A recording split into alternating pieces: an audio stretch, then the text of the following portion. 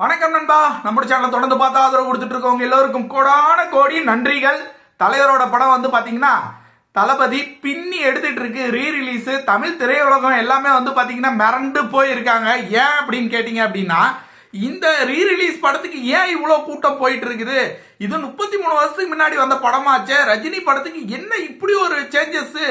நம்மளும் நிறைய படங்கள்லாம் பழைய படங்கள்லாம் வாங்கி ரிலீஸ் பண்ணலாமா அப்படிங்கிற மாதிரி பல விநியோகஸ்தர்கள் பல ப்ரொடியூசர்கள் வந்து பாத்தீங்க அப்படின்னா ட்ரெண்டை மாத்திரலாமா அப்படிங்கிற மாதிரி யோசிக்கிற அளவுக்கு யார் பண்ணியிருக்காங்க அப்படின்னு பாத்தீங்கன்னா ரஜினி ரசிகர்கள் மட்டும் இல்லைங்க.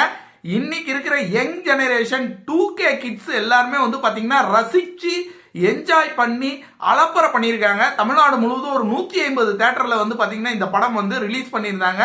மிகவும் வெற்றிகரமாக தொடர்ந்து இப்போ வரைக்குமே போயிட்டு இருக்கு. இது வந்து பொங்கல் வரைக்கும் தொடரும் அப்படிங்கிற வரைக்கும் சொல்லியிருக்காங்க. பொங்கல் வரைக்கும் தொடர்ந்து போச்சு அப்படின்னா இதோட ரெக்கார்டு வேற லெவலா இருக்கும். இப்போ கிட்டத்தட்ட வந்து 5 கோடி தாண்டி போயிட்டு இருக்கு அப்படின்னு சொல்றாங்க. ரீ ரிலீஸ் பண்ண படம் வந்து பாத்தீங்கன்னா இவ்வளோ கலெக்ஷன் வந்து யாருமே எதிர்பார்த்திருக்கவே மாட்டாங்க. அந்த அளவுக்கு வந்து கூட்டம் வந்துட்டு இருக்கு. புக்கிங் நடந்துகிட்டு இருக்கு.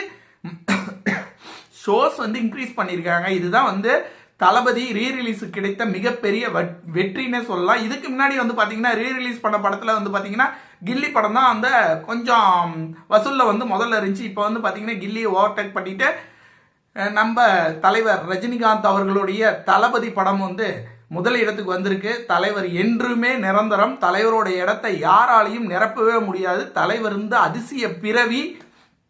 அதுக்கப்புறம் பாத்தீங்க அப்படின்னா சைலண்டா யாருக்குமே எதுவுமே சொல்லாம இந்த மழையில் பாதிக்கப்பட்டவர்களுக்கெல்லாம் பார்த்தீங்கன்னா எந்த விதமான முன்னறிவிப்பு எதுவுமே இல்லாமல் அப்படியே சைலண்டாக வந்து பார்த்தீங்க அப்படின்னா ரசிகர் மன்றம் சார்பாக நிறைய உதவிகள்லாம் வந்து அகில இந்திய ரஜினிகாந்த் ரசிகர் மன்றம் சார்பாக செஞ்சுட்டு இருக்காங்க. இது வந்து பார்த்தீங்கன்னா நிறைய பேர் வந்து ஒரு சின்ன இது பண்ணாவே வந்து பப்ளிசிட்டி பண்ணுறாங்க. ஆனால் இந்த விஷயத்த பப்ளிசிட்டி எதுவுமே பண்ணாமல் சைலண்டாக நிறைய பேருக்கு வந்து உதவி பண்ணிட்டு இருக்காங்க. இது வந்து மிகவும் வரவேற்பு தக்கது.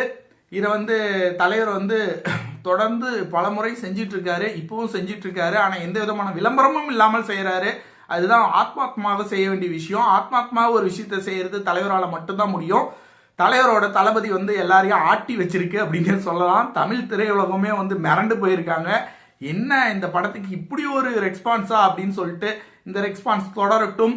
தலைவருடைய கூலி, தலைவருடைய ஜெயிலர் 2 இதெல்லாம் வந்து பாத்தீங்க அப்படின்னா தமிழ் சினிமாவை வேற ஒரு கோணத்துக்கு மாற்றி தமிழ் சினிமாவை இந்த 1000 கோடிங்கிற இந்த இடத்த வந்து அடையறதுக்கு முதல் முக்கிய படமாக கூலி கண்டிப்பாக அமையும். இதுல எந்த விதமான மாற்று கருத்துமே இல்லை. கூலி 1000 கோடி அடிப்பதற்காகவே தயாரிக்கப்பட்ட படம்னு அடிச்சு சொல்லலாம். லோகேஷ் கனகராஜ் பேட்டியில சொல்லியிருக்காரு, இதுவரை நீங்கள் பார்த்திருக்கவே மாட்டீங்க, அப்படி ஒரு ரஜினிகாந்தை இந்த படத்துல பார்ப்பீங்க, அதுக்கு கேரண்டின்னு. இன்னொரு விஷயம் என்ன அப்படின்னா ரஜினிகாந்த் அவர்கள் பஞ்சு பேசி ரொம்ப நாள் ஆகுது. கூலி படத்துல வந்து பஞ்சு பேசி தள்ள போறாரு.